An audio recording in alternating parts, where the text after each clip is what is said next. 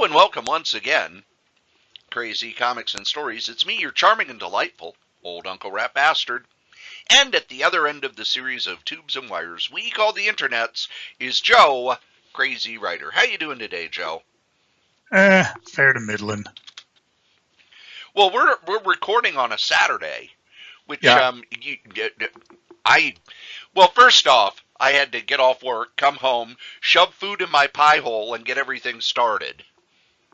Well, either that or shove pie in your food hole. But and me, I took a sick day because my rheumatoids flared up, and I'm like, I was talking the pre-show with Cory. I got a set routine I go through. I shower, I get dressed, I have a little caffeine, I walk around a bit, and if I can't get loosened up or get the pain to subside, I usually will take a sick day. And today was one of those days. And then you're like, oh, geez, even if I get to work, should I? Will they give me trouble?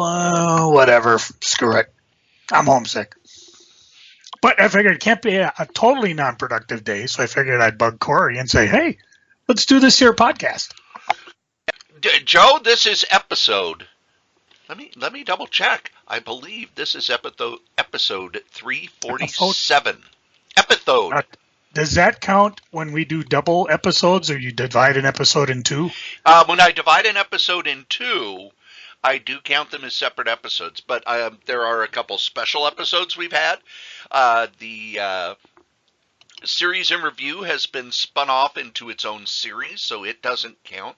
Solitaire Rose Radio and Solo Joe don't count. This is just how many episodes of Crazy Comics and Stories are there, and this is episode 346. And I know there were a couple that we did A and B episodes, so it could be more. If somebody wants to go count for us, since, we're basically lazy slobs, we might have a special thing we could give them. Because, I'm loaded with stuff to give away. We just tied NCIS with the number of episodes. Yeah, but we don't have a cute-looking girl in pigtails. Yeah, she left the show, Joe. No, she never had pigtails. No, she left. Didn't she leave this season? I'm not old enough to watch NCIS, so I know there's a gothy girl on the show, but I heard that she left. Yeah, no reason to watch anymore. We have more episodes than CSI. More episodes than The Voice. More episodes than the British version of The Price is Right. I didn't even know there was a British version of The Price is Right. More episodes than Knots Landing. And we're coming up on the Danny Thomas Show, The Amazing Race, Blind Date, the British version of Blind Date, and Who Wants to Be a Millionaire, the primetime version. So we're getting up there. We're getting pretty soon. Here's my goal. I want to have more. You need to at least be able to podcast until we have 398 episodes. You know why? Why? That's how many episodes there were of ECW Hardcore TV from 1993 to 2000. We have to break that record. You are not impressed? No, I'm not. I want Gunsmoke. I want to take Gunsmoke down. Let's see how many episodes there were of Gunsmoke.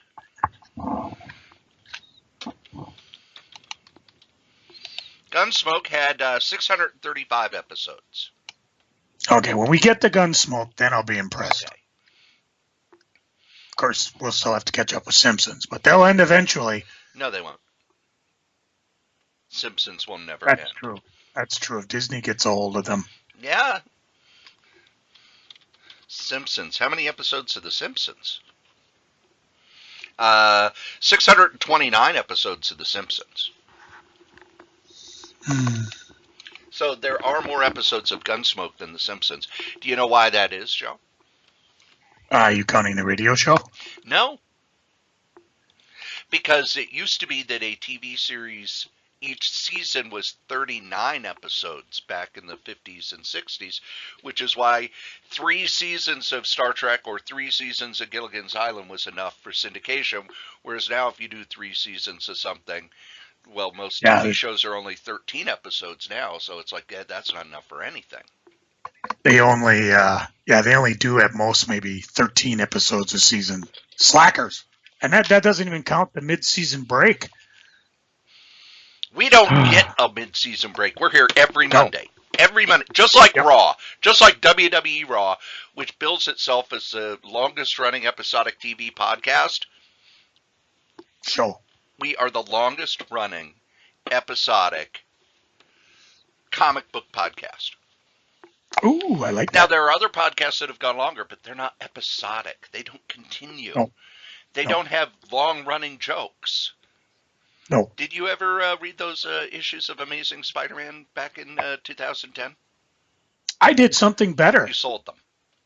I did. They were part of the purge at the Fall Con. You never And- did read them. Therefore, I do not have them for MSP Comic Con 2018, May 19th and 20th, 2018, at the Minnesota State Fair Grandstand.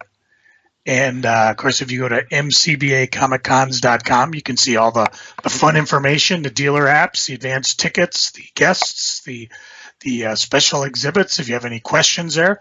And I can also guarantee one thing.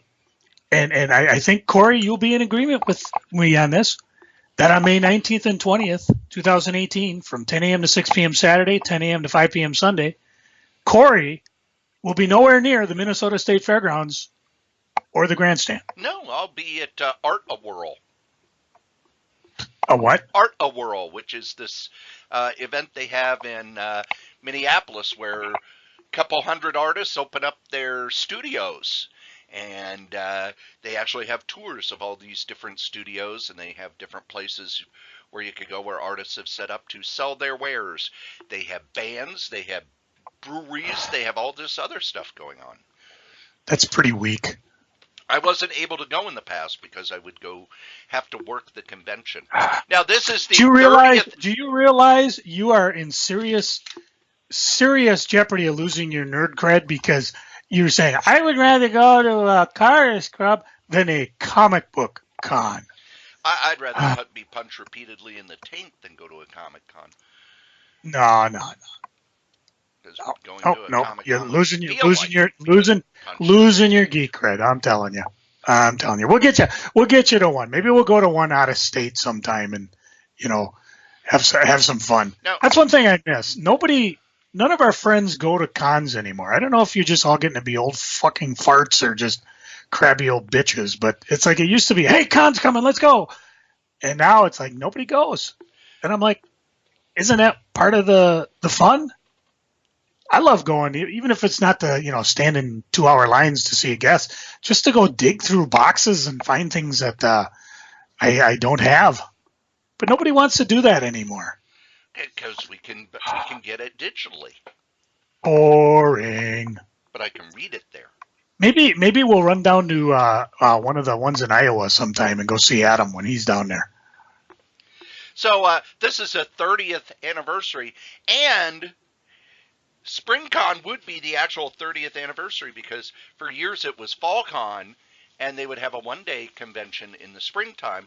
The first convention was in the spring of 1989. Yeah. And I guess I've been to almost all of them except the ones when I was on the road. The first one was at a VFW in Minneapolis, but I don't remember what VFW because we only had it there once and never went again. I don't think it's there. I'm pretty sure that Pat and I were there because I do remember being there, and I don't have my book of sketches because I can look back and see when it was dated because I remember Phil Folio was there and it was mostly local guys. You had Reed Waller and Kate Worley, you had Gordon Purcell, you had Dan Jurgens. Yep. I remember Pat and I were Reed there, and I Kate. think, as Weekend Warriors even. Because I hung out most of the time there with Reed and Kate. We got along very well at that time. They were actually involved in starting the convention. They would go to the meetings back then. And they told me about a thing that they would do every so often to raise money if they were running low on funds. They would put an ad in the city pages or the Twin City Reader or both saying that for $5 they would teach you how to potty train your cat. Not litter train your cat to use the toilet. And you would send them the $5, and they would send you this mimeograph sheet explaining that first, you put the litter box on the toilet, and then you buy a smaller one, then you buy a smaller one, then you get one small enough that it fits inside the toilet, and then eventually you take it away, and you have taught the cat how to use the toilet. Is that how far we've gone? We've gone from giving Cory a hard time because he doesn't go to Comic-Cons to talking about toilet training cats. But it's connected to the convention, Joe. Sad drop. It's connected to the convention. I can tell Cory's an old fire. I remember the cons I used to go. We went to train cats to pee. That was good time there. You kids in your new fancy MSP Comic-Con 2018. When my day, we had a real Comic-Con. Cat piss, that's what it was all about. Well, that's also back when there were a lot of comic shops, I remember, in Illinois or Iowa. When I would drive, when I first drove up here, I'd stop at comic shops and or things like that. And then there were comic shop cats. There were cats that would live in the comic shops. Why would somebody have a cat live in their comic shop, Joe? To keep the mice from eating their books. That's right. Now you pay exterminators, but back then, yep. Cats. That was a weird thing because I hadn't even thought of it until I was at this shop in it had to be somewhere in the Quad Cities, probably Davenport, and he had a cat wandering around sleeping on the back issues, and I said, well, why do you have a cat here in the comic shop? And he said, well, it gets rid of the mice. And then there was a shop in Chicago, did the same thing. And I believe there was a small shop in Minneapolis that had one. But that was, 32 years ago. I barely remember what comics came out 32 years ago. I'm lying. I remember every comic that came out 32 years ago. Mm-hmm. But you didn't have a cat in your shop. You didn't have any aminals in your shop, did you? You just had paintings of aminals. I'm allergic to cats, so no cats. Would you have had a... Although I did offer to bring my, we had, I think, hamsters and gerbils at home that drove my wife nuts. And I said, well, I could bring them up to the shop. People think they're kind of fun, but nope, never happened. How about a bunny? Would you have a bunny in your shop? It depends. If it was a floppy-ear bunny that just sits around and doesn't do anything, as opposed to the bun I have now, who, if he ain't running around doing stuff, he's going nuts. So it depends. So there are different styles of bunnies. Some bunnies are very active, and some are just kind of want to sit around and watch TV. It depends on if you castrate them or not. Oh, okay. So, yeah. So you're saying if you're castrated, you watch a lot of TV. How much TV did you watch over the last week there, Joe? I don't watch TV. You watch more than I do. I watch TV when I'm at work anymore. I spend time on eBay. Speaking of time, a couple news items came by. Did you see Black Panther cross the billion threshold? Today. Just today. Yeah, I was impressed with that. I'm wondering how long it will take for there to be 8 or 9 different black superhero movies coming out. Yeah, Hollywood will get the wrong impression of that. They always take the wrong lesson from whatever happens. I mean, a key is like the Marvel franchise. They're all, well, we can do franchise. We could do a Universal Studio franchise. I know. We've put the Universal Monsters on hold, so let's have all the Universal Monsters be black. I said, we'll bring back Blackula and Blackenstein, and we've got a new one, the Blummy. We could also make black Transformers and black G.I. Joes and have a Hasbro universe. Well, weren't there were black G.I. Joes, weren't there? Probably. I don't know. I know The Rock was in the last G.I. Joe movie. Yeah. Eventually, The Rock will be in every movie. You do know that, he will right? Be, if he's not in it. Because they're filming Shazam right now. And The Rock plays Black Adam. Yeah, that should be interesting to see how he works out. That's why he's not at WrestleMania. And then, of course, there's sad news. Uh-oh. Sad news, everyone. Sad news.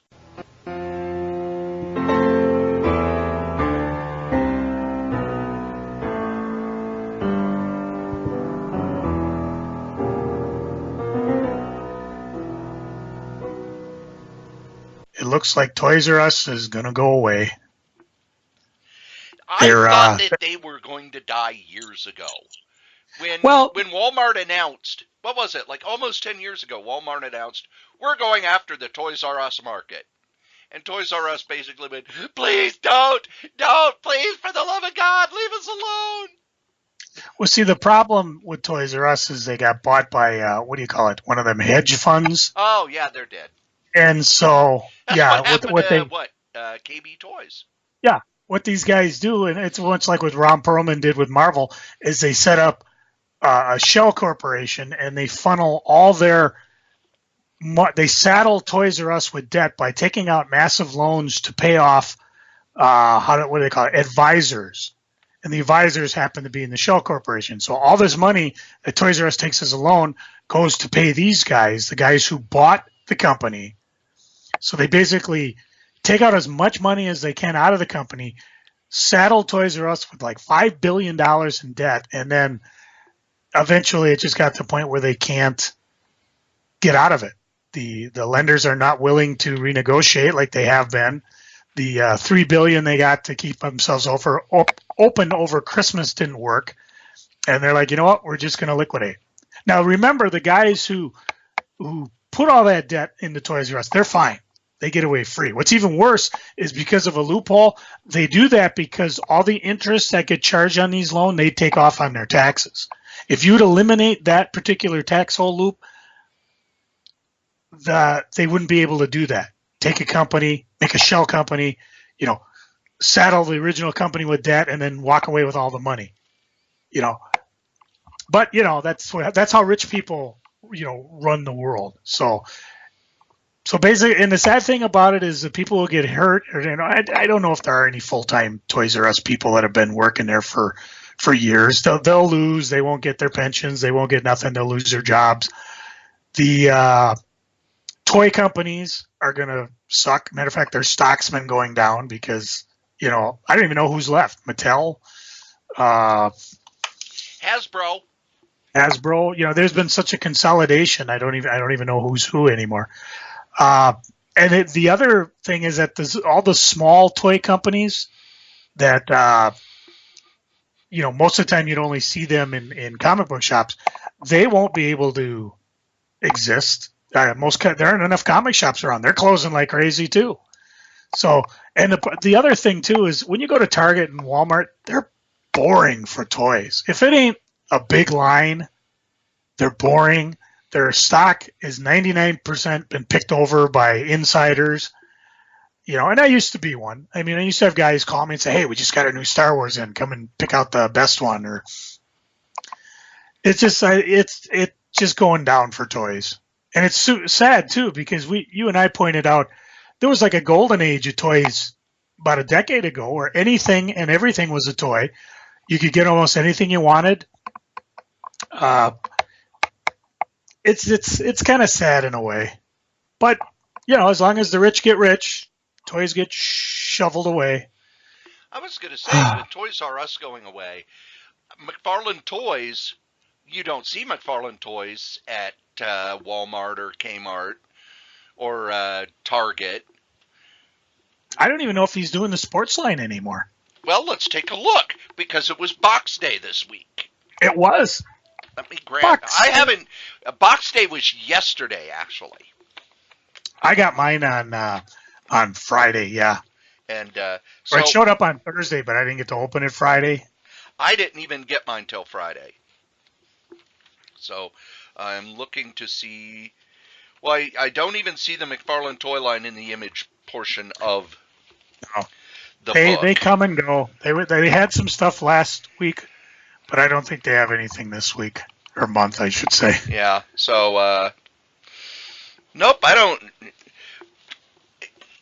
There's a whole bunch of stuff at the back of previews, but more and more that stuff I see in places like what is that place at the Mall of America? Lunchbox, which has different pop culture media things. Hot Topic, but Toys R Us had Lincoln Logs. They carried every toy line. And you would go there if you were looking for stuff that wasn't, the Target, where it's okay, here's this, here's this, here's this, here's your 5 rows of toys, and that's it. Do you remember ever shopping at Children's Palace? No, that was during a time period when I didn't have to buy toys. See, that was a real interesting story because they went the way about the same time Toys R Us showed up. And what's interesting about Children's Palace is that they were kind of like, if you remember KB Toys, you used to walk in there and you'd see all these old toy lines and maybe toy lines you never even heard of. And they always had them like, 3 for $10. We had the Witchblade toys that were done by Moore Creations, and they were beautifully sculpted toys. They were almost plastic sculptures, really.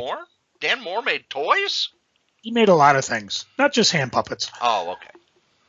But the weird thing is I had them in the shop, and we sold boatloads of them, and then it was like the remainder line went to KB Toys. So there were always toys being liquidated. They had new toys as well, but, there are times I'd go in there and I'd see, holy cow, they got these Lady Death toys. I'm still selling them at full price in my shop. Children's Palace, I think, went through the same phase where they were just buying out things. Because I remember buying the Mighty Crusader toys there. Oh, wow. No idea who didn't even know they made Mighty Crusader toys. It was amazing. Just all these old toys. Now, this was the early 80s. I'm not sure when Children's Palace went away. I think it went away because that was during the 80s, definitely, because I'd be buying toys not only for myself but also to resell and things like that. You'd go in and you'd find old Star Wars toys, nothing valuable, but Return of the Jedi toys that they'd slap like $2 on because they used to retail like for $5 or something, and all these different toy lines, things you never heard of. I remember just spending hours going up and down the line. They actually had a time when the Star Trek Playmates line came out. And if you remember, the first line was, I think it was the Troy action figure, was, I say that back. I think it was, my memory's losing. It was either Princess Leia in Star Wars or Troy in the Star Trek line, because they always short pack the women. So it's like anytime you went, and they even do that in the Black Panther. If you went to Black Panther, saw the toy line, there was only one of the female. What was Shuri? I can't remember her name. And you got 11 Black Panther, you got one Shuri figure. And part of me was like, I should buy that because that's probably going to be the one that everybody's going to want. But with eBay now, if you want one, you could probably get one cheaper than they sold them at Target. So I didn't bother picking them up. And of course now you can't find it. But anyways, the line was short packs. The Troy figure was going for like 30, 40, maybe $50. And then walked into Children's Palace and here was an entire wall of Troy figures. They just called and said, hey, give us this one. If you recall the Toy Biz line, same thing. They were a little more liberal with the female figures, but you remember the one that everybody went nuts at that Brian bought and brought to the con, and it was the only thing he brought to one of the fall cons. I think it was it Rogue? Yes. Yeah, and that's all he had. He had like 200, 300 Rogue figures that somehow he called Toy Biz and finagled them, and people went ballistic. I mean, they were like, oh my God, I got to buy these. And retailers were running around. Can I buy 20 from you? And he was like, when the show's over, I'll wholesale some out. And by the end of the first day, gone. And what I did is I split the table with the guy next to me and I expanded my stuff out. And, I was able to buy a bunch for my shop. And the deal was, Brian said, okay, you cannot bring them to the show. You can't put them out till after I'm done. I said, no problem. So I already had mine put away. But that's the way it was then, and it was fun because hunting toys meant something because you could go to comic shops. There was a shop, a little shop on the somewhere in Minneapolis area. All he had was Star Wars figures. I think it might have been the original Toyrific before. And I don't know if the guy up in Duluth is part of that or maybe the same guy. Last I heard is he went out to California, because we had the same problem in Minneapolis. Everywhere, I would buy a toy for $20. I'd buy a Star Wars toys for like $10 from you, sell it for 20. Well, these guys were buying them for 20, sending them to the guy on the East Coast and selling them for 50, because we were like a depressed market. We always had that mentality here, well, the guide says it's $10. I can't pay more than guide. It's like, well, you realize the guide is telling you what it's sold for, not what it's selling for. And nowadays with online things, and this is something, I talk about eBay-wise. I have comic book A. Well, guide says it's $2, so I might go online and discover, oh my God, it's selling for $50. That just happened recently. The first appearance of the Red Goblin is going crazy online, and if you just were to go with the price guide, it's like, oh, it's cover price. No, it isn't. And in fact, I don't even know what it's going for. It could be going for more, could be going for less. I did see second prints at some of the shops, but there are no first prints around. So you always got to be careful. Toy hunting just isn't as much fun as it used to be. Because it's just the stores don't have them. There are a few comic stores where we have Hot Comics in town. Source carries some. And we got some Nostalgia Zone. Nostalgia Zone carries them, but nostalgia shops like Nostalgia Zone, Mr. Zero's, things like that. But boy, toy geeking when I was in the 80s and 90s and even into having Hot Comics, it was like an all-day event. There's a reason why I got gas. I come back with a truckload of stuff, pay for that gas. Well, when you got your box, yay! Have you looked through anything yet? I'll talk about the comics when we get to freaking, but I didn't actually read much. I did go through my previews. I have not gone through previews yet. Okay, maybe we'll save that for next week. I will tell you with previews this month, what was I bitching about last month? Way too damn many comics? Graphic novels, just tons of graphic novels. This time around, I was like, there's nothing here. I may go back and see if I can't get some of the things that I didn't buy last month and put them on the order for this month. Well, it was just crazy. Let me take a look here. There is the Final Crisis Omnibus that you said, seems like they're getting ready to do a Final Crisis Omnibus. Well, guess what they are? Yeah, and I think that's 1,504 pages. And it's like when I buy things like this, I put a question mark on it because sometimes I got to make a cut because I don't have unlimited funds at the moment. And Final Crisis Omnibus is definitely on the list. But over on the Marvel side, I have no graphic novels on the Marvel side that I'm buying. Hellboy Omnibus from Dark Horse, Infinite Loop Volume 2 from IDW, and then there's a bunch of other stuff in the other things that I'm real interested in, but and I'll probably end up getting because, boy, there's just not a lot that I ordered this month. And some of it, too, we're just starting to get into the Marvel revamp stuff. So I do have Avengers 1 down. I do see that I saw this when I was looking through the Dark Horse stuff online. The Creepy Archives are back. Yeah. So they picked that back up. Number 26, they'll be reprinting the magazine 123 to 127. The last one of those came out in December of 2016, so they took 2017 off. I now have all but, I have all of them ordered. I'm just now waiting for DCB service to send me the last two that I've ordered that are in the teens, but I have all of the creepy and all of the eerie archives. I'll go through what I got in my box because it's kind of pretty cool. And starting, it may even be out by the time this podcast is out. I'm going to be doing an unboxing video where I take out each of the books I got for Box Day and talk about them and do it as a video special.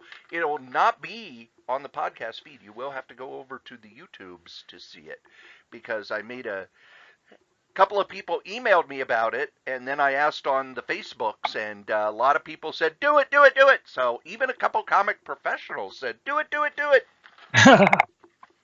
Which I thought was kind of weird, because wouldn't they know about comics? But still. Let's see. I got the new Alter Ego, number 151. The new issue of Back Issue. Best Wishes graphic novel. That's the one written by Mike Richardson and drawn by Paul Chadwick, who does Concrete. New issue of Carlton Arrow, which has a new E-Man story and stuff like that. New comic book creator, which actually goes into the Crusaders. I don't know a lot about the Crusaders. When we were at, what is that shop way down South Minneapolis? That was like a guy just put his comic book collection up for sale. Issues Needed. Yeah.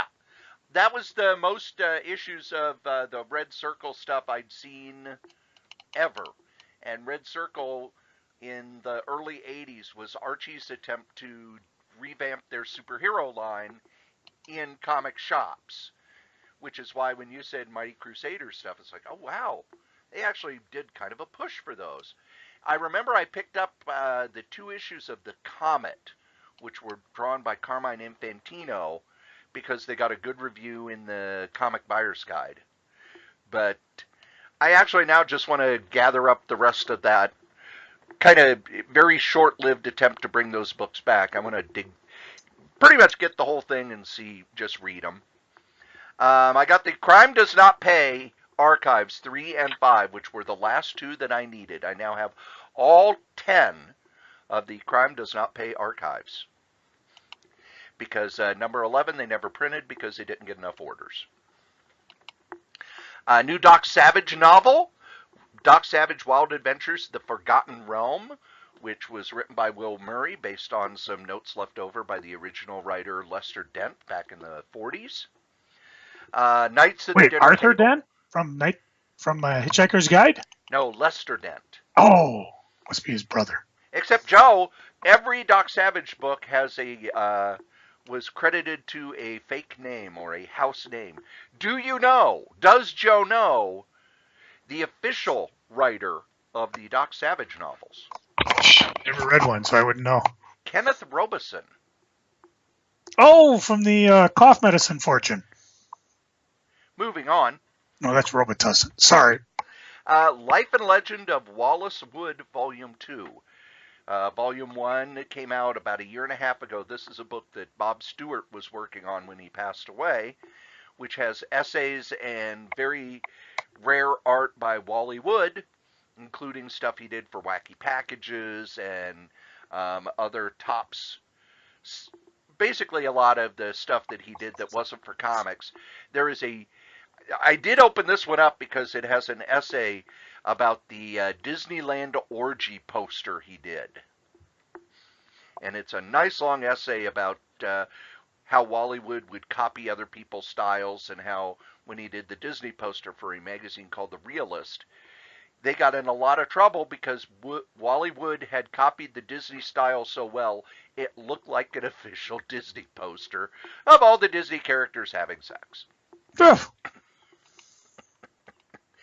And then 2 Wally Wood books. Shattuck, which was a comic strip he did, a Western comic strip he did. Most of it was drawn by Howard Chaykin. And it's one of Howard Chaykin's earliest works. And it's very rare, had never been reprinted before this book. And Wally Wood's Canon. Finally got my copy. They did a new printing of it. And I just flipped through it, and in the back, I guess Wally Wood did 2 issues of a comic book that was sold through the undergrounds, adapting canon into a comic book. Does Joe know? Because Joe has the book. But Joe hasn't read it yet, so I probably don't. Who drew the comic book version of canon? I knew a while back because I was trying to decide if I was going to buy it or not, but I decided not to. Steve Ditko. Who? Never heard of him. Maybe the only time that Ditko and Wally Wood worked together. So that's a lot of what I got. And if you go over to the YouTubes, there'll be a video up of me talking about this stuff in more detail and holding it up in front of my face. Or as I call it, Cory's Christmas Day. So for me, I ended up, I haven't read any of these things yet, but I did pick up, I got Aquaman by Peter David, book 1. Because as you know, Peter David's one of the rare writers that he could write the phone book and I'd enjoy it. And I do remember reading these when they first came out and enjoying them immensely. So I'm looking forward to that. I got me Batman, the Golden Age, Volume 4, which means I probably have 1 through 3 around somewhere. And we'll figure out how I'm going to figure out where those books are when we get to geeking. I picked up Avengers Academy, the complete collection, Volume 1, because I only read that book on and off through the whole run. It wasn't anything that I read, although I heard I would enjoy it. I liked it, and in that book, Dan Slott was the writer. He actually put in a thing that explained the Peter Parker giving away his secret identity without it having to be a hand-waving Doctor Strange thing. Yeah, but that went away too. So yeah, that went away, but they could have just gone with that explanation, and it would have been fine. I got me back issue 103. You know, I used to buy Alter Ego all the time, but I found I didn't enjoy it as much as I do back issue. I think back issue covers comics that I read as a kid, and they get me feeling nostalgia for that. Yeah, they're Bronze Age, whereas Alter Ego is Golden and Silver Age. Yeah, and while I find it interesting, I just, again, I'm on kind of a budget for comics for the moment. And if I keep doing what I'm doing with my debt, in a couple of years I won't be, and then you're going to see a new segment of the show, Kray Unleashed. I just buy whatever I want and F the world. I picked up from Rebellion, The Beatles Story by Agnes Allen and Arthur Ranson. And it's a treasury of British comics. I'm not sure if it's original or reprint because, again, I don't have the information here. But it's basically magazine size, a little bigger than magazine size. So I'm looking forward to that. I picked up Best Wishes from Mike Richardson and Paul Chadwick. I haven't heard of that. Yeah, it came out from Dark Horse. Very shocking, huh?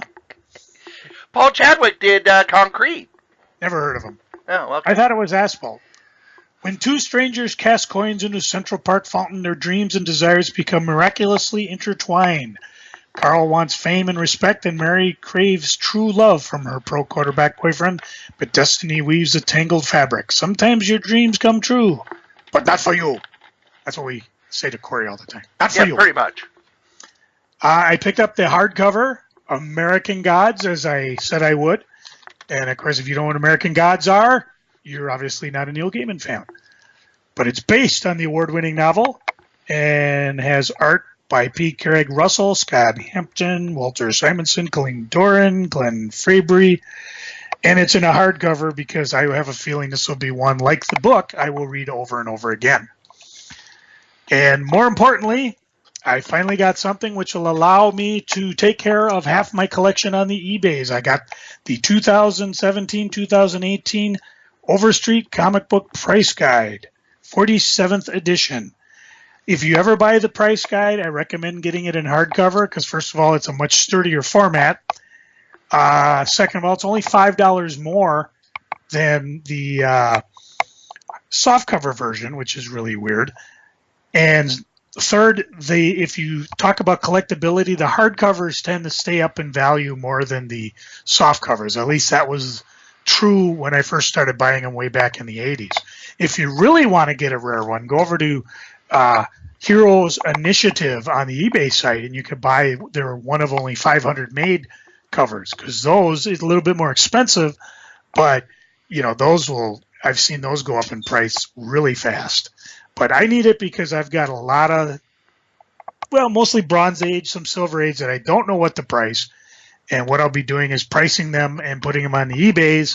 So if you don't have any, it's a little early to be talking eBay, But I was excited to finally get this because the one I have is 2 years old, and with I always talk about like with the newer comics, I always check on eBay to see if the price went up or down. With the eBays and the older books, I pretty much go with the comic book guide. In this case, the Overstreet. I'll make exceptions like First Gamera was what? Strange Tales 180? 179, 180? 179 or 180, one of the two of those. Well, that one, the guide obviously isn't keeping pace. So, and same thing, if you got a Black Panther to either #1 or the Fantastic Four he appeared in, was it 52? Geez, I think it was just a week ago we were talking about this. I would check on the eBays to see what they're hovering about.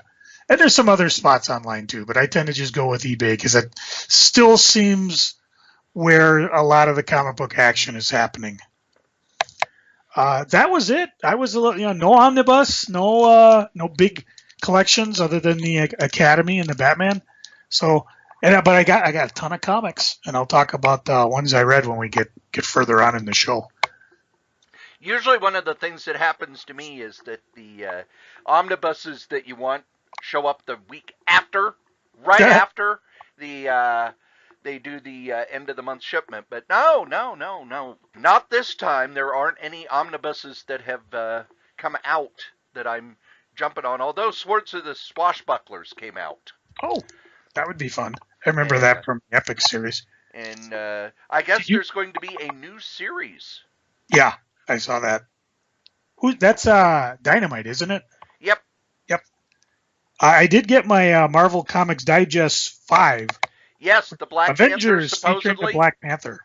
And boy, there aren't a lot of Black Panther stories in there. Yeah, I was like, whatever. I'm flipping through. It's like, oh, okay, a couple of Kirby stories. Here's the first appearance of the Vision. Okay, Black Panther kind of is in that, and okay, now here are the Marvel Adventure stuff, and there's some Black Panther in that, but not a lot. And I think a lot of it is because while Black Panther was in the Avengers, he didn't really do a lot. That was back when, okay, he's in the Avengers. What's he do? Well, he's kind of, there. Kind of like Hawkeye in the 60s. After Thor and Iron Man came back, Hawkeye was just kind of there to the point where Roy Thomas went, oh crap, he's faded into the background so much. Well, let's make him Giant Man. Hawkeye can be Giant Man now. And that didn't work. Say, Cory, you don't have to have a spare $60 in your pocket, do you? Why? Because you could get all 15 of the Avenger variant covers that Entertainment Weekly has out. No. There's one for every hero. Avengers #1? This is for the movie. Oh. The Entertainment Weekly, remember. There's collector covers, 4 out of 15. And, of course, I'm not reading this because I don't want anything. Entertainment Weekly has a way of, like, spilling things that you don't want spilled. Kind of like when you're reading the Star Wars. Luke, meanwhile, throws away his lightsaber. Oh, come on! That was the opening joke. I just don't want to be told that. So I'm not reading mine. I did get the Hulk cover. Looking at the cover, I think I'd rather have the Doctor Strange cover. So if you have an extra $60 and you got a lot of time, go hit the newsstand and try to get all 60 of them. Or you could go to backissues.ew.com and just order a set. Nah, I don't think I'll be doing that. Although I do have somewhere in my vast accumulation of crap is I remember when TV Guide used to have the TV Guide tried the collectible covers. We all saw how well that worked for them. With the WCW and WWF and things like that. And so I have those downstairs. Every so often I run across, hey, look, there's Sting and Hogan and NWO gear.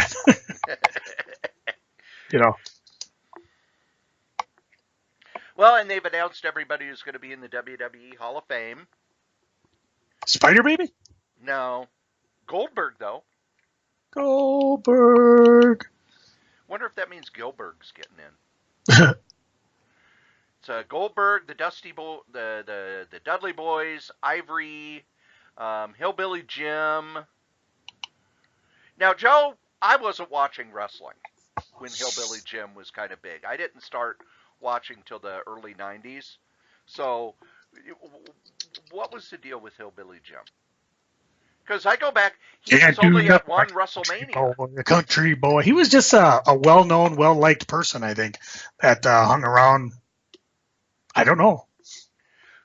Was he? Because I know he was in the cartoon. He's the last person from the cartoon to be inducted into the Hall of Fame, by the way.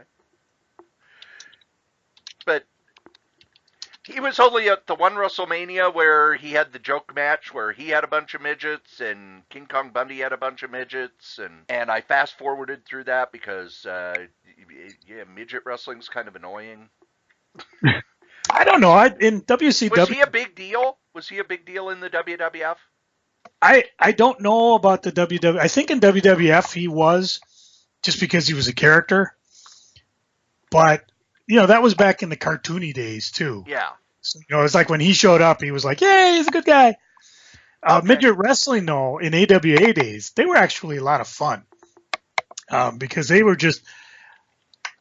I can't even describe the mayhem. They moved so fast. The poor referee was more part of the action. Like he would get down to astonish one of the midget wrestlers, and back then you could call them midgets, so no, nobody get upset about it. And another one would come up from behind and do the old I'm going to kneel down, and then when he stood up, they would push him over, so he would flop over on his stomach, and then another midget wrestler would, he'd be crisscrossing the ring, jump on the referee's back, and go into his opponent. And then, of course, the ref would get up and be just upstanding. What are you doing to me? Just amazing. It's just fun stuff. And they kind of lost something when house shows kind of went away. But they were an attraction. They were like when Andre came to town. You went because, oh, cool, Andre's here. The old AWA days. Now, we really don't have a whole lot left. I haven't had a chance to read anything from Box Day. About the only thing I have read. Or the invoice. No, I don't look at the invoice till I actually sit down with stuff. I mean, I got home, brought the box in, opened it up, had to go to work, was at work. You messaged me while I was at work. I got home, ate a peanut butter sandwich and a slice of apple pie because you have to have pie, and you got on this here podcast.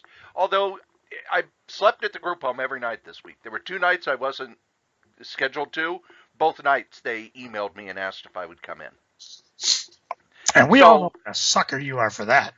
Hey, you're going to pay me to sleep? It's to the point where if I'm at home and I don't sleep at the group home, I don't want to go to sleep because it's like, why would I want to sleep if I'm not getting paid for it? It's a waste of sleeping. But I've been reading a image series that just wrapped up last year by Tim Seeley and Mike Norton called Revival. It is a zombie story, but not a typical zombie story.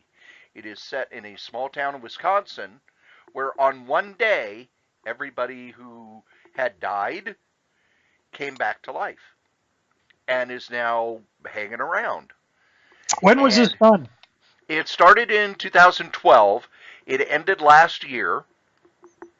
Because it sounds like something Neil Gaiman did on Babylon 5. Well, the CDC came in and has quarantined the town. And the lead character is one of the cops in town who's been put in charge of the task force to kind of keep an eye on these zombies. But the thing is, they don't, they're not Romero zombies. Matter of fact, there are a few people who came back to life who people didn't know had died. But the zombies can't be killed. They can take any amount of personal damage, and the next day they're fine. But normal people still die. It was just that one day. So I'm about 6 issues in. I'm really enjoying it, and Mike Norton's art is amazing. His stuff is really good. And I like the fact that they're taking, that it really feels like, all right, we're going to play with this trope, but we're going to do it differently from everybody else. because now we're at the point of the zombie as our favorite monsters. We go through phases where we have favorite monsters. We have vampires, we have the killers like Jason and Freddy and stuff like that. Now we're in the zombie phase, and people say, "Oh, all zombie stories are the same." I like the fact that people are using this idea and playing with it and twisting it and changing it and doing stuff with it. And Revival, it's all available in trade paperbacks. I'm really enjoying it. I picked it up off Comixology, and I'm reading it off my tablet before I go to sleep at night. Maybe that's why I'm dreaming about. Oh, never mind. Never mind. Joe, have you been reading anything? Now, are you the type of person who needs to read before you go to sleep? I either read or lately we've just been watching Hogan's Heroes reruns. It's kind of like if I stay up, we'll watch. If we watch West Wing or some other drama, that always keeps me going. But it's like if I read or watch just a mindless half-hour sitcom, that's like my body's signals for my body. Like, okay, shut down, time to go to bed. But I don't read a lot because usually it's like I said, we'll watch a sitcom, and sometimes I'll look over and I'm halfway through it, and it's like, oh, Chris is already asleep. Oh, well, I'll finish it off and turn everything off. Now, some people, I remember for years when Letterman was on, that's what I would watch. Get into bed, watch the monologue, the comedy bit at the table, and if the first guest was interesting, I'd watch along with that. But it's weird how everybody has their sort of this is what I do to get ready for bed rituals. And anymore, mine is pretty much it is. Because I'm at the group home so much, I read off I do my Dutch lesson. I write the 3 things that I am happy about that day, and then I read funny books. And for the longest time, I was reading the Marvel magazines because I had those on my tablet. But I've read them all. They're gone. They're over. You can always reread them. Actually, I could read Epic magazine. I almost have a full collection of that. I have to figure out which issues I'm missing. Marvel thought that was going to be the next big thing. Do you remember Stan hyping that for almost a year before it came out in the Bullpen Bulletin page? Yeah. Does Joe know? Our third one. Will Joe ever get a shiny new dime? What was the initial name of Epic magazine going to be?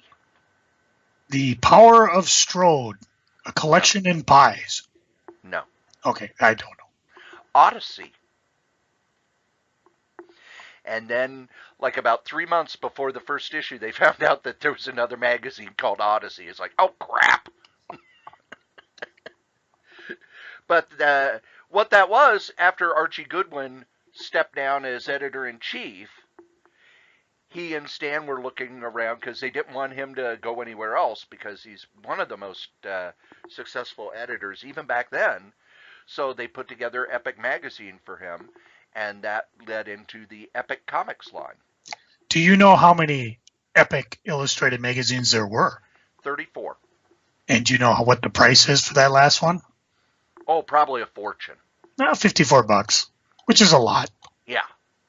Considering number one in mint allegedly is $73, although you can find them for like $5-6. Oh yeah. So well, most people don't look at them as collectibles. It's like heavy metal. You go to most places where they sell magazines, old magazines and stuff. If they've got old issues of heavy metal, you can usually get them $2-3 a pop. The Marvel magazines, for some reason, they seem to know those are worth money. But Epic Magazine and Heavy Metal and even some of the science fiction magazines, they're just, we just want to get rid of them. I can't tell you how many issues of Analog and Asimov Science Fiction Magazine and Fantasy and Science Fiction I've bought at used bookstores for like 50 cents a pop. Oh, yeah. Then you just, you read all the short stories and take them in, sell them again. Oh, we'll give you $0.25 for them. Oh, cool, because you're going to sell them for 50 cents. Yeah.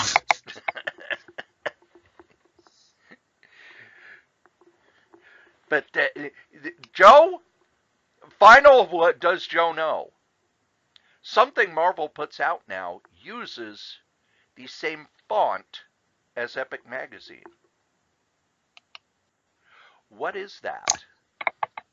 Oh, that's the cease and desist orders they give you and me for trying to crash their place. Nope. If you buy one of the Epic collections, which took the place of the Essentials, if you look on the back, they use that Epic E on them that they used as the symbol for the Epic comic line and Epic magazine.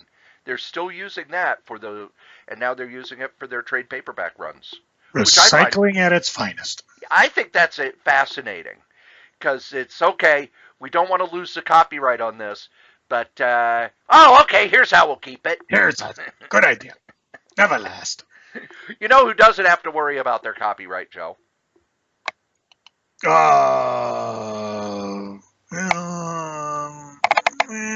don't know who. These guys, our sponsors. Was there the whole time. That's right. Here at the Solitaire Rose Radio Network, we have ads, and our first sponsor is me. That's right. Your charming and delightful old Uncle Rat Bastard. I have my first book out with Dangerous Dan Moore. It's the first 100 strips of our online web strip, Worldwide News, the story of the lowest rated cable news network. And you can get yourself a copy with commentary, with all sorts of extras, with signatures and everything. Just email Dan over at lordshadowflame@gmail.com. Our top sponsor, who's been with us since day one, is DreamHost. DreamHost.com. You need yourself a website, and DreamHost.com is the #1 web host in the whole known universe. Just head over to DreamHost.com, put in the code KRAYZ, KRAYZ, get $20 off your first year. How can you beat that? Our other sponsor is Graze, GRAZE.com. Healthy snacks for a healthy lifestyle. Just head over to Graze, put in the code CORYS3R5P. Your first and fifth box are free. You can get them weekly. You can get them bi-weekly. You can get them monthly. You just order a whole bunch of them. It's great stuff to keep you away from the vending machine at work.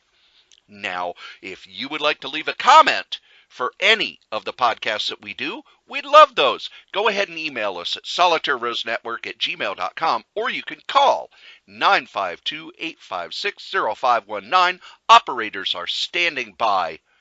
Okay, it's just a place that we'll record your calls, but we'll play them on the air. We'll answer your questions. We love getting feedback. Tell us what you think. Ask a question. Suggest a topic. Be a guest. Send us your stuff. SolitaireRoseNetwork@gmail.com. If you would like to advertise on any of the Solitaire Rose radio shows, you can. Just email us at SolitaireRoseNetwork@gmail.com. Subject advertising. Thanks. And rather than me rattling off all the stuff for the Solitaire Rose Network, instead, I have a drop for it now. Ooh. And here it is. The Solitaire Rose Radio Network has all sorts of podcasts. We've got Scrabbling Across the West with Dave Caffell and his lovely bride, Stephanie. They travel across the country playing musical gigs, and at night they sit down to play Scrabble and talk about their day at scrabbling.solitairerose.com.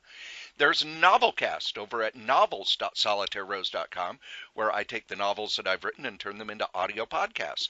Currently, we are doing a novel called Do the Job, which is a murder mystery set in the world of 1980s professional wrestling. Then over at badadvice.solitairerose.com, me, Cory Strode, and Wolfie B. Bad, along with Dan Moore, give bad advice to people who send in questions. That's bad advice over at badadvice.solitairerose.com. The Solitaire Rose Radio Network is growing. Be there! You think NBC will get mad I used that? See how easy that is? I like doing drops. Drops make it easy. Drops are fun. And we don't have a drop for this. So now we ask Joe the important question of the day. Joe, how many Hummel figurines do you own? 25.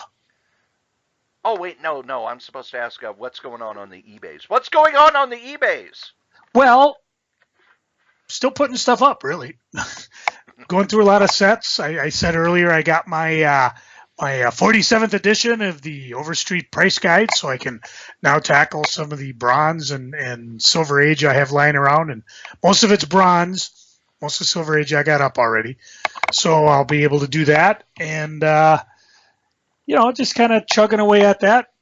The only couple things that have sold since we last talked is I sold a Wesley Snipes autographed 8x10 color photograph that had a certificate of authenticity.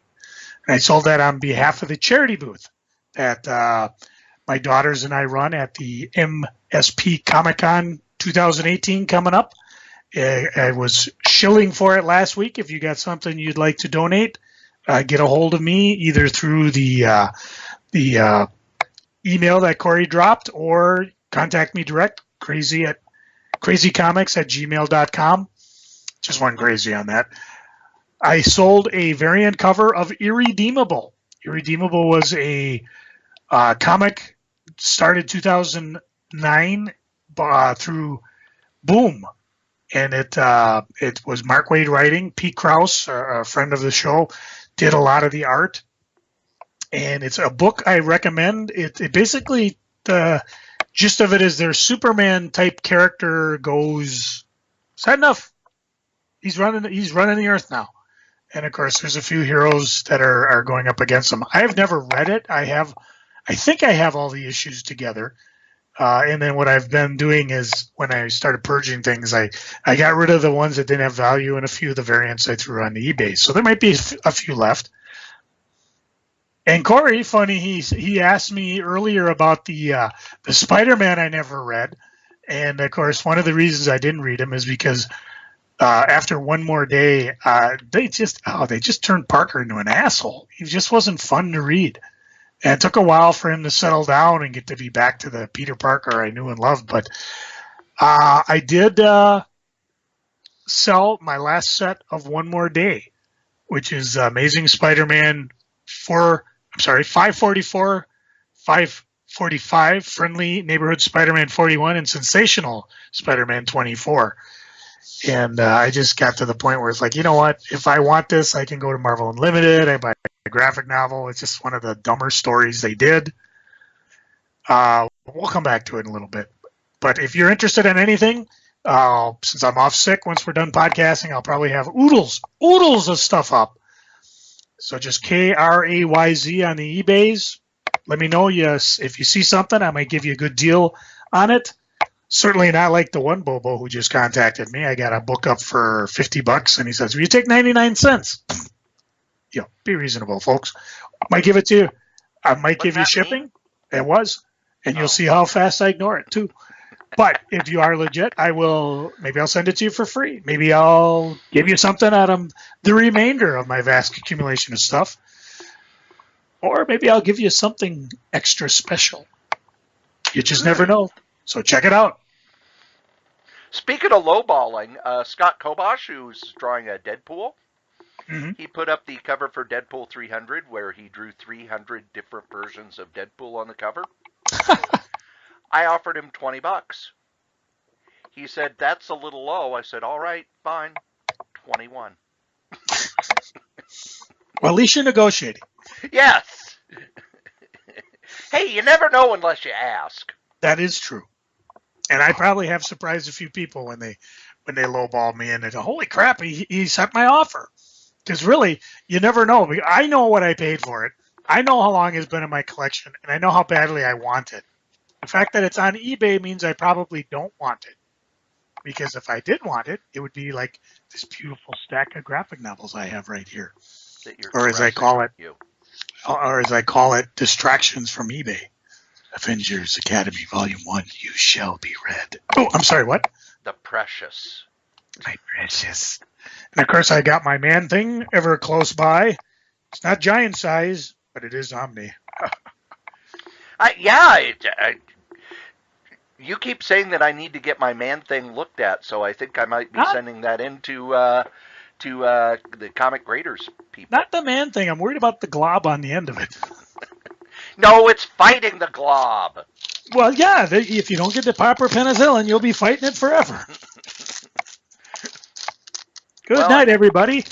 And now we get to my favorite part of the show, where I discuss my love of Yankee Candles. No, it's freaking and geeking. Joe, what are you freaking on? I do kind of like that because my wife's got some that like make noises, little poppy, fire noises. The one I have by me is balsam and cedar scented. Mine's White So when Castle. I set it on fire, it's like the forest is burning down. Now, I'll just have you know, Maybe that'll cause the squirrels and raccoons that dig in the garbage to run away. I'll just have you know, A while fire! The Cory woods are on fire! and I are Ah! podcasting, meanwhile, over on our Crazy Comics and Story podcast page, I shared a memory of Cory in his prime, Uh-oh. to which Mosique Chong asked, does the love of Vest have an origin story? So let's make that an Ask the Strode. Cory, does the love of Vest have an origin story? It does. Let's hear it. This Back isn't my freaking, by the way, but go ahead. back about, 93, 94, I was invited to a wedding, and it was a big Catholic wedding, and the people involved, it was coworkers I had at the group home, and the coworker was one of those people who didn't really have to work at a job where he was only being paid $9 an hour because his family had a lot of money. A lot of money. How much money? More than I will ever have. The St. Paul, what is the big St. Paul Catholic Church? The cathedral. That's where they got married. On a Saturday afternoon, so you know that ain't cheap. So I went to one of the department stores and was looking for clothes. And this was before I was the best dressed man in comics, by the way. I was just lost. I was utterly befuddled and lost because let's face it, Joe, you remember me in the early '90s. I basically looked like I should be in the audience at a Nirvana concert all the time. That's being So, kind. so I asked if I should. I asked one of the people there, help me. I don't know what to buy. I'm utterly lost. And they you tell a clerk at a high-end clothing store that, and they're just giddy because you are a sale. So I was doing okay money-wise, and picked out like 3 outfits, and all 3 of the outfits had a vest. And they were like, "Oh, when you need a blazer or a jacket with that," and I said, "No, I'll just go with the vest because you've seen Star Wars. You know what Han Solo wore." It was like, "Oh, cool. I'm all dressed up, but I'm wearing a vest, so I kinda am like a Han Solo. Cool." And people who had never seen me dressed up were like, "You look really cool, and the vest is, you know." So at my full-time job, it was a business formal you had to wear. So rather than wearing the blazer or the jacket, I would wear the vest because you could get away with that. And it came to the point where I just enjoyed wearing a vest. So when I am wearing a dress shirt, I will wear a vest. When I am wearing a t-shirt anymore, I will wear I'll still wear a flannel or a different shirt with that. Right now, I just got off work at the group home, so I'm wearing a t-shirt with a hooded sweatshirt from New Japan Pro Wrestling. I always like wearing more than one shirt because, let's face it, the more clothing I wear, the better. So I don't know if that's interesting or not, but that's kind of how I started wearing a vest. And that's what I'm freaking on. Cory, what are you freaking on?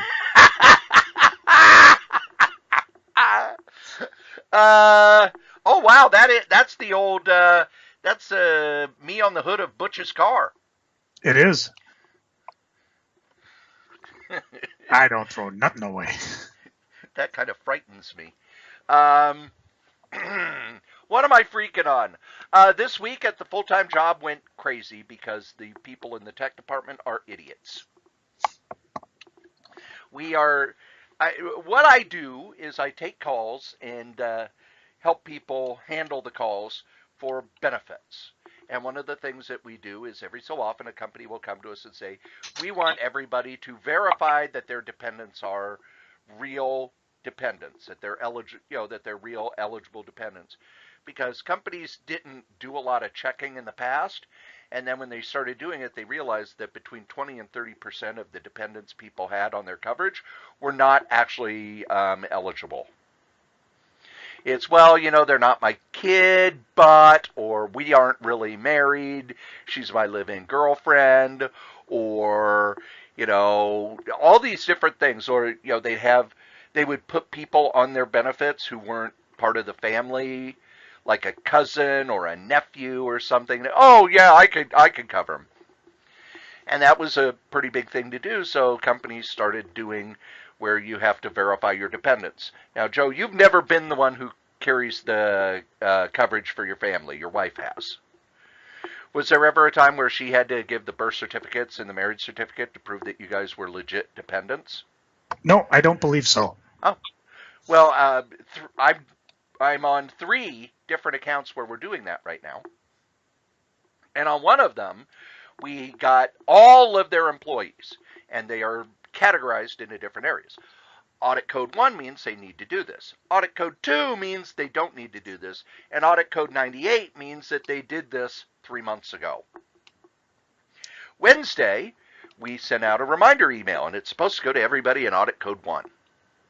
Well, the tech people messed up, didn't put in a number for the audit code, so everybody in the system got sent an email saying, hey, you've only got a week and a half to complete your dependent verification, including the people in Audit Code 98 who'd already done it 3 months ago. That went to over 1,000 people who were very upset because they thought they'd done this already, and they had. And all of a sudden, at 11:30 on Wednesday, normally for this client we get 5 to 6 calls a day. We had 100 calls in queue by noon. 100 people were waiting for us to answer the phones. That was my Wednesday. Then yesterday they said, okay, we're going to send out to just the people in Audit Code 1. Well, the person typing the computer program didn't hit the 1. Do you see the number right next to the 1, Joe? I think it's a 2, isn't it? Yes, so we sent to about 600 people who were in Audit Code 2 who didn't have to complete dependent verification because they don't have any dependents. Once again,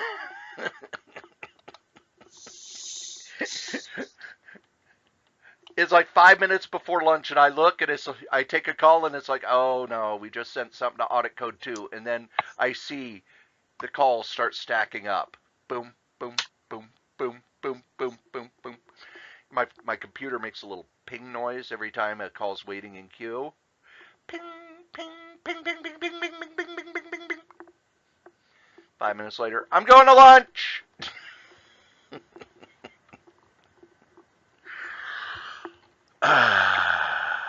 All right, I do have a negative. So that was my freaking. There is a report just posted that by the time this here podcast drops, Toys R Us may be out of business already. Didn't we talk about that? No, we didn't realize it was going that freaking fast. Oh. I mean, you're talking the story that they were going bankrupt just popped up a few days ago. Yeah, that was earlier this week. Yeah, well, we're talking by the time but it's this podcast collapsing drops. that fast. Yeah. So it'll be interesting to see what happens. Are they going to just close, we're out of here, goodbye, or will they liquidate and try to get rid of what they have? My guess would be, because they're in bankruptcy, they'll probably just shutter the stores and let the bankruptcy judge figure out what they're going to do. Well, they'll probably, anything that can be returned will, and anything that can't be returned will show up at those places. Like Ollie's. I had never heard of Ollie's before DC did their warehouse dump there, but I guess that's a place where companies just dump their inventory. And they wholesale it out. Too bad we don't have one anywhere near us, because people are putting up their pictures of those, and it's like, aw. But Mosaic Chong bought me a few, so I got some of the bounty of that. Cool. Not as cool as when Marvel and DC did their omnibus dump, but still, nothing's as cool as the omnibus dump. Geeking, Joe, what are you geeking on? Let's see. I've been talking about the comics I read, and there's always a big pile. I did read The Amazing Spider-Man. Not only did I read 795, where Loki decides, because now that he's Sorcerer Supreme, he has to return a favor that he did for Spider-Man a long time ago, because apparently it's not good to be in debt to anybody. But that was funny. That was a funny story. It was a good issue. It was interesting because they referred to the fact that he's still the spider totem. So man, all that stuff that Michael's, or what's his name, did still exists. Yep, it's just not in the foreground of anything. It was an interesting issue. It has its own tweaks, and of course, it led into the first appearance of the Red Goblin, which I'm not sure if it occurred 975 or 976, because it's like the final panel of 975. I'm sorry, 795. See, I'm so excited I'm flipping the numbers, but they'll get there soon enough. So both issues were good. Threat Level Red is the storyline, and it'll be going through. The last issue of Punisher, The Platoon, came out, which was absolutely brilliant. It'd be fun if they could revisit the pre-Punisher, not freaky Frank Castle days. And if this sold well, they just might be doing that. Speaking of Sorcerer Supreme, I grabbed me my Doctor Strange, and I did notice, I was reading when I visited at the source, I read through the Thor's, just try to figure out what was going on there, and I think I'll probably wait and pick that up in book form. But Loki was, they mentioned he was Sorcerer Supreme there, and 385 deals with the finality of that. And apparently a character who was thought to be dead is not dead and is.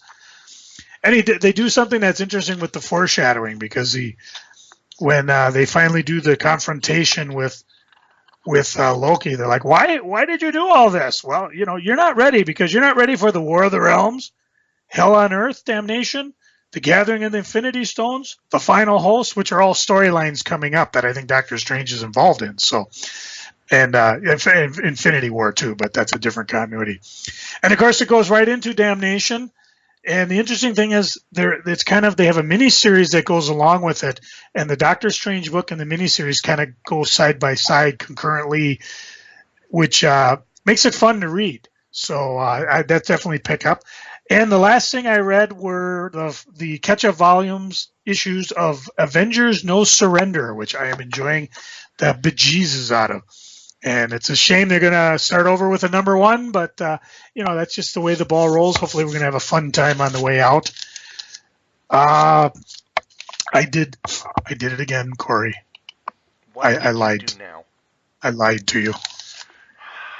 I did watch. Why are you always lying to me? Well, because you don't share your pie, and it's hurtful. But what isn't hurtful is on Netflix they have a show called The Toys That Made Us. Yes, I did watch that as well this week. I watched the first one with the Star Wars toys, which was just phenomenal, because not only does it bring back, I mean, I was 12 years old when this stuff came out. So, and I remember they talk about how, the G.I. Joes were 12-inch toys, and now how are they doing it? They're doing little tiny 3 3/4 inches. And it's funny because the guy running Kenner at the time, he was like, how are we going to do this? And apparently he was a big barrel of a man that people didn't mess with, and he just kind of spread his fingers, measure that, 3 3/4. That's how big the figures are, which allowed him to make Millennium Falcons and things like that. It's a fun show. If you have any nostalgia for it, it's just amazing. A lot of it lives through not only me as a kid collecting, but me, kid playing, into collecting, into having a comic store. When the Star Wars toys came out, we were like, this is brilliant. And they even talk about the feeding frenzy before the toys came out of Phantom Menace. And I remember being in line at midnight to get into Toys R Us, and I'm picking up a set of things, and people, did you get this? I mean, we had a pretty cool store that we were at, because people were like, hey, did you guys all get these? And what's this Jar Jar? Jar Jar. Such high hopes we had. This was all before the movie hit, so it was just a fun show. They have Barbies which I'll watch, and then of course they have the one on G.I. Joe, He-Man, and the one on Barbie was excellent. The one on He-Man really kind of explained to me why I always hated He-Man. And that was something too. We were talking Transformers back when we had the mega show with Dan and Adam, and I haven't seen the He-Man one, but I do remember, I never really liked He-Man because you get to the end of it and it was like, here's the lesson you had today. I'm like, oh, Jesus. But the one thing I liked Transformers versus like any of the other ones is that the first Transformers show I watched was the typical, the bad guy had the good guys tied up, even though they're robots and I have no idea what the hell they were tying them up with. And anyways, I didn't realize who the leader was, but they said, oh, look, it's Optimus Prime. And he come flying down out of nowhere. And when he landed, he basically just blasted every single bad guy without saying a freaking word. There was no, I'm going to stop you now. How dare you tie up my friends? You will be defeated. But it was just land with a thoom. Bam, bam, bam, bam, bam. And he's, we're going to defeat, run away. And I was like, wow, there is something to this because it was actually a lot of fun. And of course, you've talked in the past about how when the movie came out, how it freaked all the little boys and girls out because it killed off so many of the original Transformers. And they never did that again in any other movie. As a matter of fact, Prime got better. So they don't have one on Transformers yet. And the Transformer history is actually real interesting because the Hasbro Japanese company bought the molds from a lot of other toys in order to make their Transformer lines, which is why if you ever were at Radio Shack, you saw what you would assume was like a Shockwave knockoff, but it wasn't. It was just a toy gun that transformed. Well, they bought that mold and made it into a Transformer character. Jetfire was I can't think of the line. That'll come to me. But, they basically bought all these different molds and then eventually had to make their own. I know with Barbie, I think it was Sears originally did not buy into the Barbie line, which was really stupid because it ended up being one of the best-selling toys out. And they were also, back then it was the Sears catalog. That was like one of the big toy movers of the season. The mighty will have fallen. So I did watch the one show. I may watch the other one later to another one. So that was kind of fun. I keep mentioning graphic novels. I mentioned Adam, and I mentioned the fact I need bookcases. Well, Adam actually put up on his Facebook page that since he's making his final push to move down into Iowa, he was selling a bunch of bookcases, about 8 of them for $110, which is a really good deal for bookcases. So I emailed him while I was at work, and I said, I'm interested. I'll buy them. And after clearing it with she who must be obeyed, I'm going to get the bookcases Monday, and then I'm going to start getting, if you could see my room now, I have piles of graphic novels next to the piles of comics. And the reason why is because I don't have any room downstairs to move these graphic novels and sort them out to figure out, when Fangraphix came out with the Peanuts hardcover books. Not that I'm angry, but the source kind of bobbled my order, and I never did get the complete run. So I've got to figure out which ones I'm missing. I think they did a large Popeye book, too, that reprinted the Popeye strips. I'm missing 2 out of the 5, and I got to get these all together and figure out which ones. I still haven't figured out which essentials I'm missing, but with these bookcases, I'll be able to line them up. I'll be able to replace the one bookcase that collapsed under the tremendous weight of all the books that were on top of it. That was the aforementioned kitchen sink Little Abner series that never finished. And hopefully get my graphic novels in some semblance of order so I can figure out exactly what I do have. You'd think I would get my collection in order one of these years. Or I'll just sell it on eBay, one of the two. You'll sell it on eBay.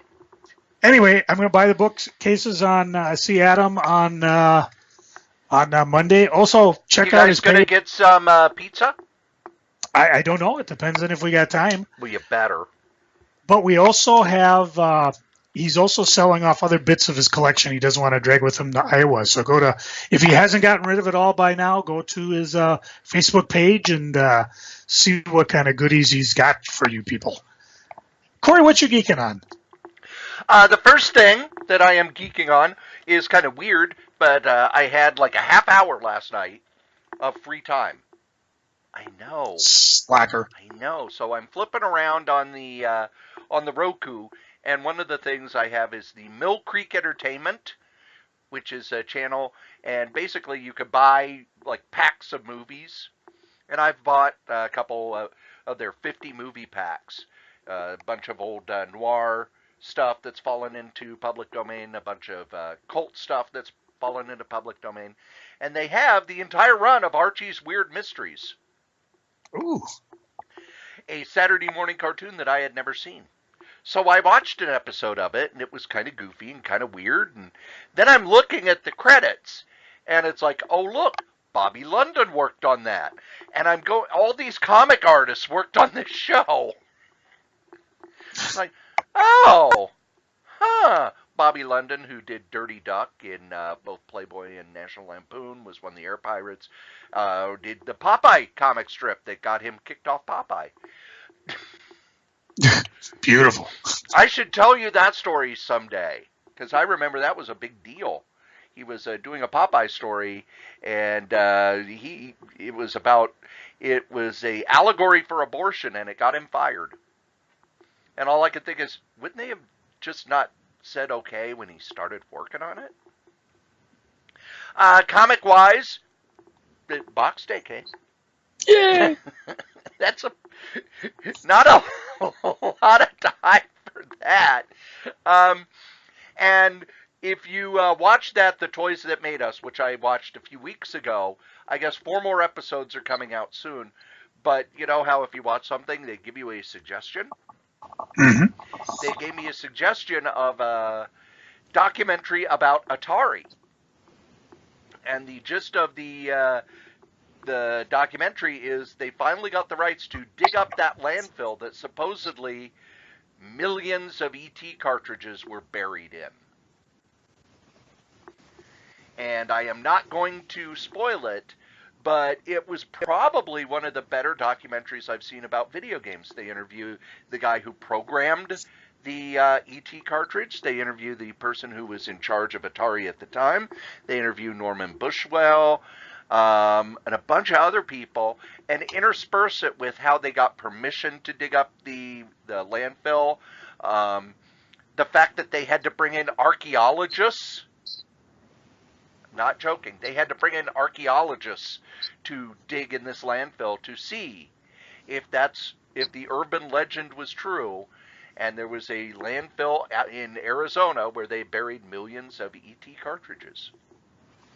And they talk about how video games collapsed, and we forget that Warner Brothers bought Atari, and then when everything collapsed, they sold it off. But you could tell that Warner Brothers owned Atari because they had Atari Force the comic at DC.